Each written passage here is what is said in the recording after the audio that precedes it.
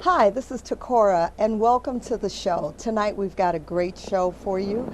I am here with John Ziegler from Monsignor John Egan's Office for Urban Education and Community Partnerships at Stain Center here at DePaul University. So sit back, relax, and enjoy the show right after this.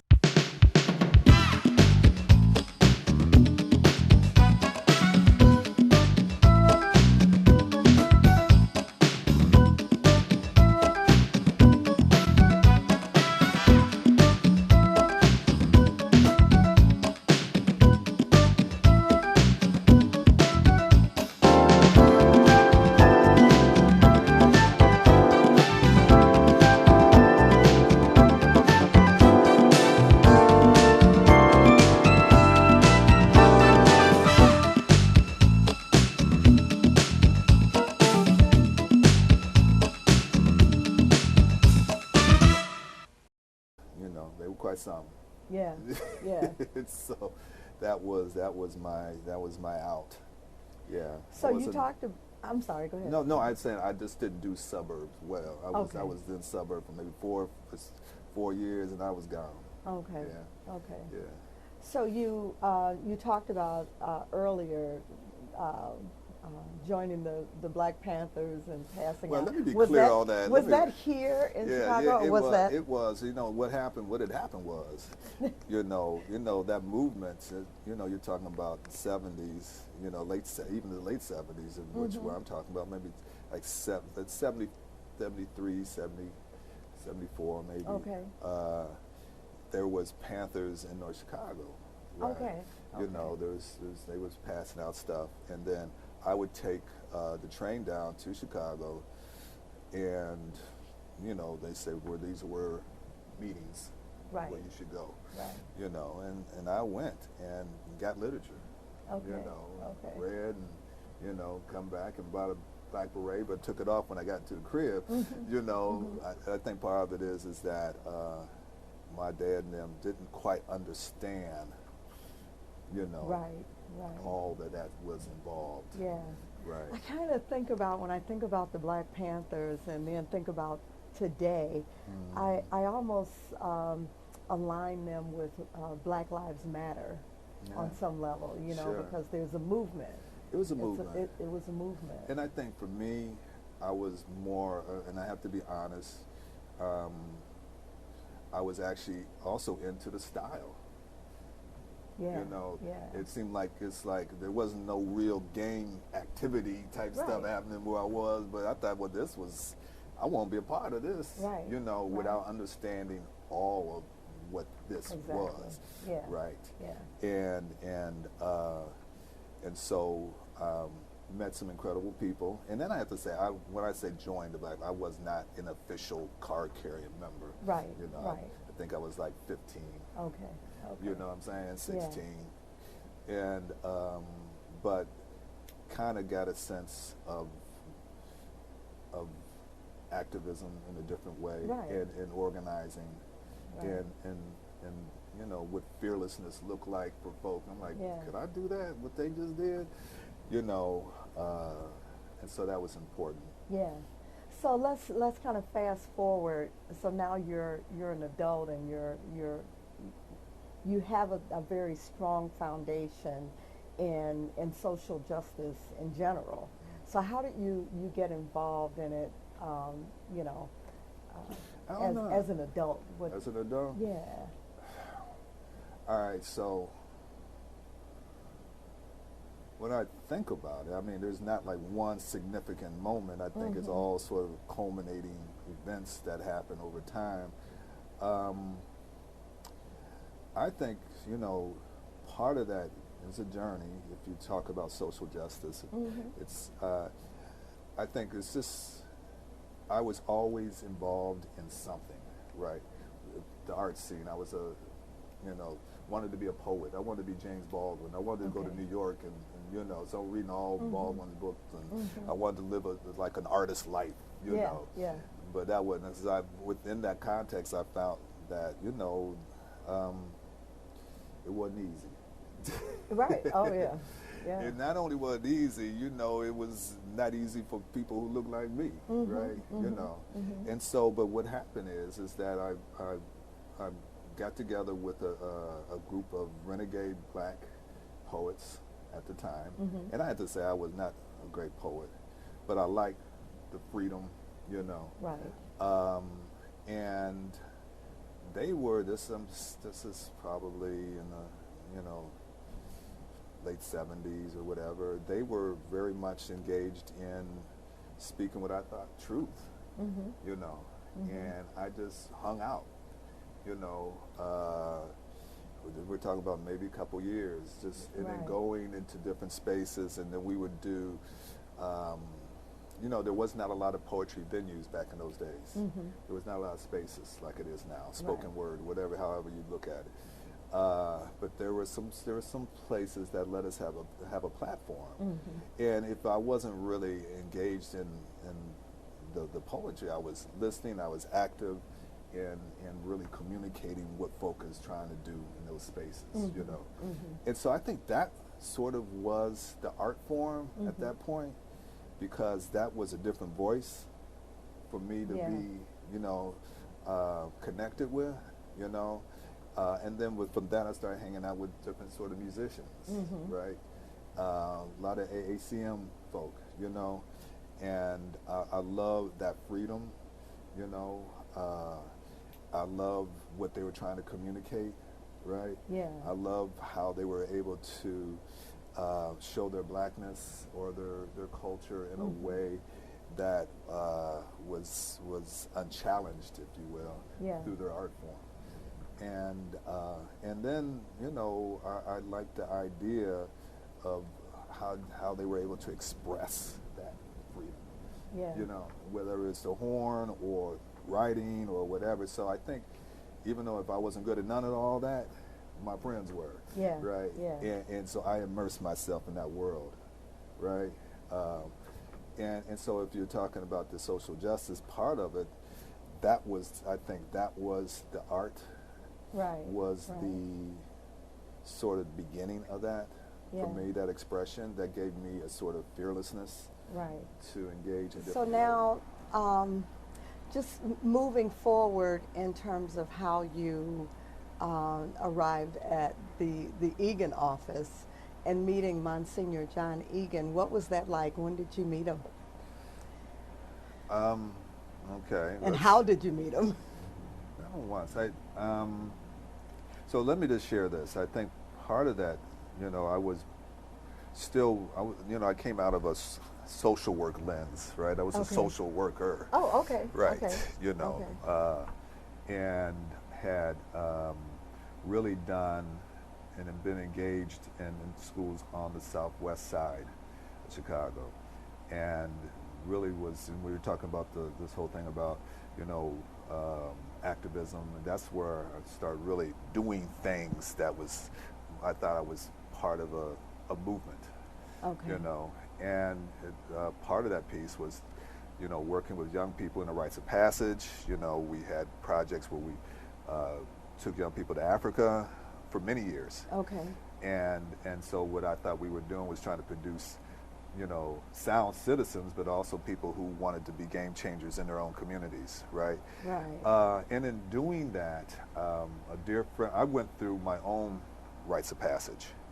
So, you know, I was a little disconnected, as I mentioned, and it was probably evident in my story that I'm here, there, now, but there's something that needed to be centered.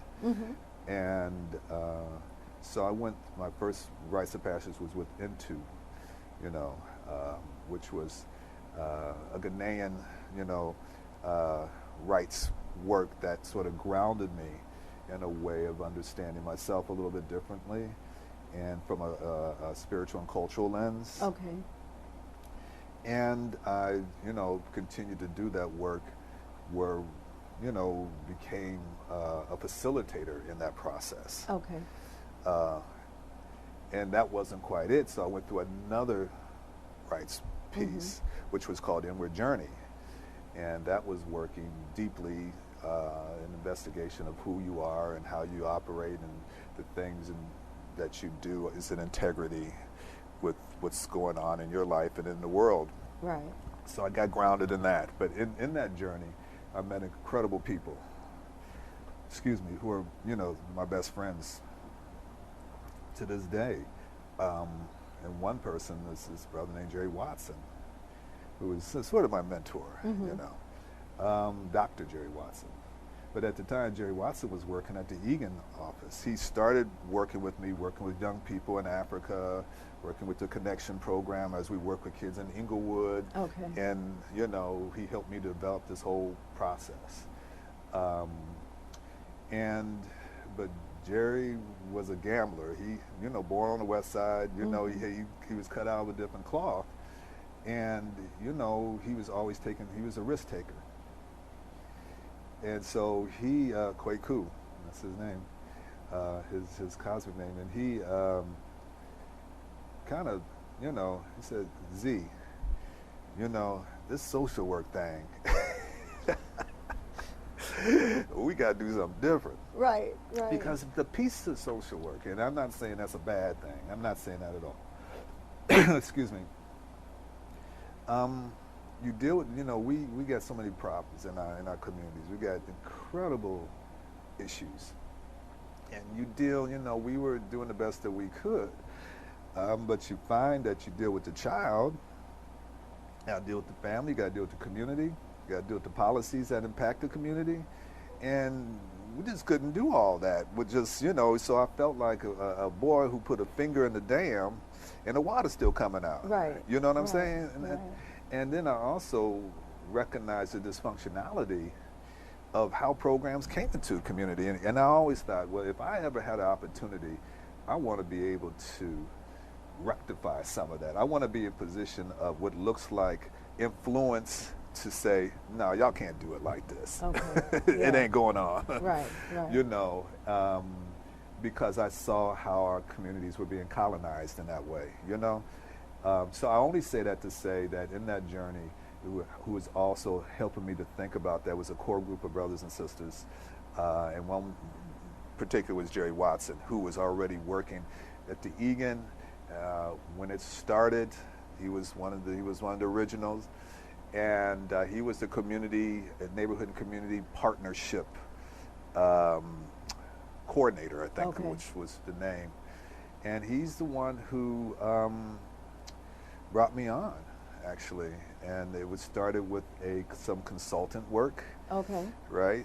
I think at the time I was even getting my master's, or finishing the master's in social work or something. And he says, why don't you do your internship over here? This is in the mid-90s or something. Okay. Why don't you do your internship over here? And that's how it happened. And at the time, Monsignor Egan was still alive and well, and, didn't know much about him. Mm-hmm.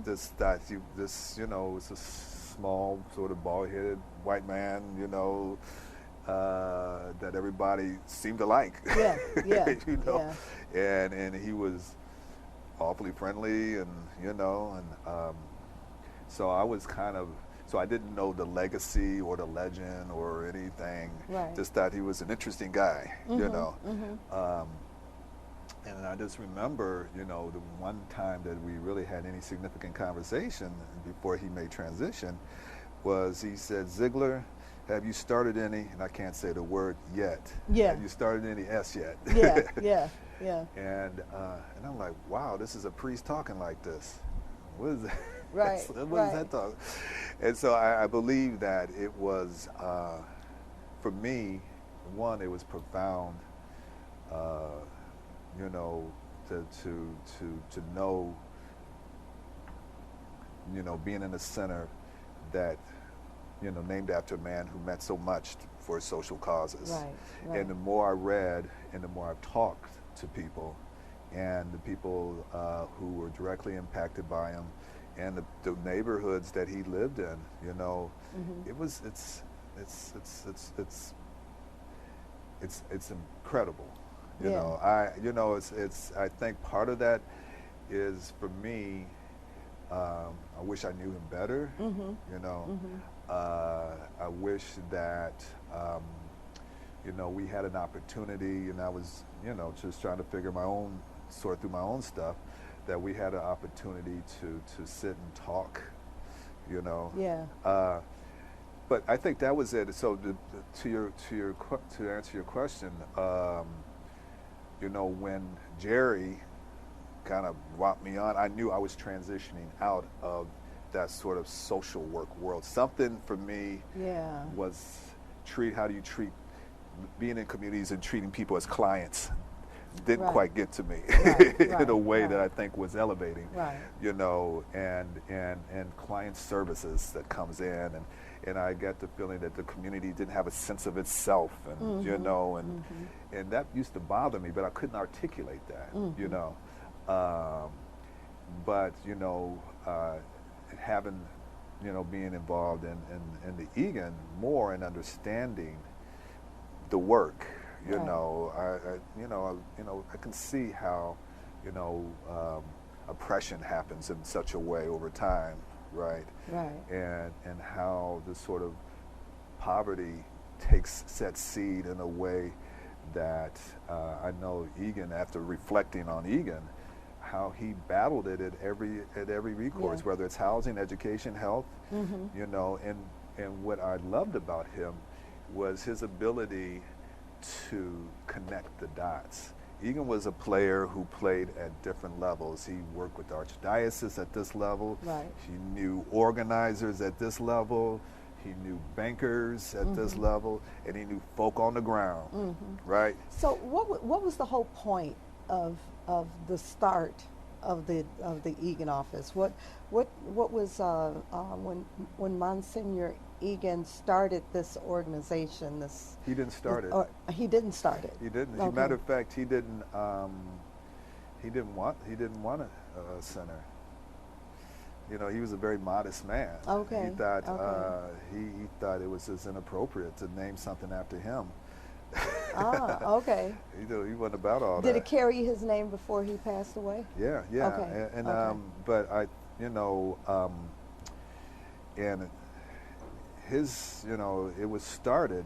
They brought Egan back, as you know, Okay. from he had been quasi-exiled, right? And so DePaul had brought him back relatively as an older man, and you know, he was still very feisty and wanting to get engaged, and been engaged, and have been engaged in how to pull DePaul in that way. And so the first director of the Egan office, or the Egan Center, worked with Harold Washington, you know. Okay. And she was so,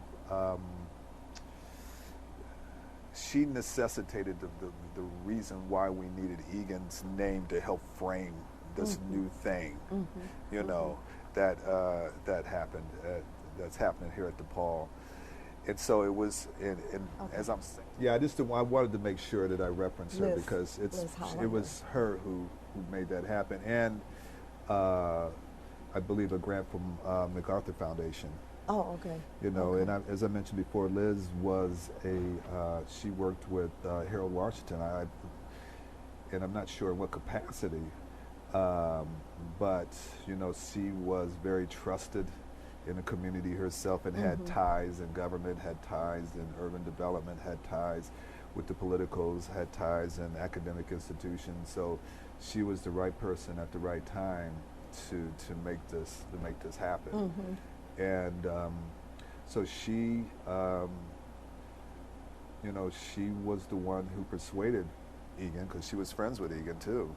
Okay. And she just thought that maybe by using his name would be able to garner the sort of attention, you know, that it Okay. needed to happen in the city, you know, and indeed it did. It was kind of one of the only centers of its kind, and so it also was able to bring in other institutions at the time. You had Loyola, and you had other spaces that was this was a center of centers, you know, at that time, and with larger, how do we deal with these larger issues in a collaborative effort? And I think that was the beginning Yeah. of it back then. Well, I've heard you talk about Monsignor Egan being this really fiery character, and very passionate about um, uh, what was happening in the community. What do you think was the driving force with him? What was he seeing that made him want to improve the community? I mean, as a white priest. Well, I mean, one thing he just believed and he had a belief system was right and was wrong. Mm-hmm. You know, there's something in his book, An Alley in Chicago. One of the first chapters mentions when he's on a streetcar, right, and you know, and then he's a child, and a black, you know, another, you know, black youth tries to get on the streetcar, and the conductor kicks him off, and it just left a profound impression on him of the unfairness of that situation. Right. And that stayed with him. Okay. You know, he brings that up quite a bit. And you see tapes and footage of him, and so I just think that, you know, he had a keen sense of the inequities that happens in these communities, and whether you're white or black, I think that was who he was. Yeah. You know, Yeah. and he used the pulpit, he used his gravitas, he used his positionality to make things happen, and beyond just being a priest. Right. You Right. know, and I think that was the gift that he had. Not everybody can do that, you know, in such a way. And plus, he was trained as an organizer. He was trained and worked with Saul Alinsky, and he was an Alinsky organizer. You know, and so that's cut out of a different cloth right there. So he wasn't your regular priest, and so he believed it as sort of this is a way to organize people around issues that are happening, and so he brought that into, you know, into the church, if you will, a little bit, right? You know, and certainly the parishes that he worked in, and so yeah, that's who he was, and so there was an authenticity about that. You know, he was straight up got the Dems and Does Chicago thing going on, right? Yeah. You know, and so he was just a regular guy. He impressed you as a regular guy too. You know, I don't know if he drank or anything, but you know, maybe go and have a couple beers with type of dude, right? Yeah. But I think there was a sense that he was able to be engaged with people. There's not even a sense that he had the ability to engage with people on spiritual level, Yes. but on the union level, workers level, on the sort of academic level, because he was an intellectual. Right. You know, in all these levels, he was able to parlay into, you know, into a movement for, you know, make things happen. Right. And he was able to connect those dots. He didn't stay in one space. Right. And so I think that is, you know, and he marched and organized with Martin Luther King. He was in Selma. You know, he marched in, you know, in Marquette Park. Yeah. You know, so he's that guy. Yeah. You know, Yeah. and so, you know, and I think the other thing, he understood his privilege. Yeah. You know, and from what I've read and people I've talked to, and you know, he understood and his privilege as a white man. Yeah. You know, but also took that as a way to leverage things Right. in the communities that he worked in. So as the director of the Egan office, where do you see what's the positionality of this office within DePaul and within the community?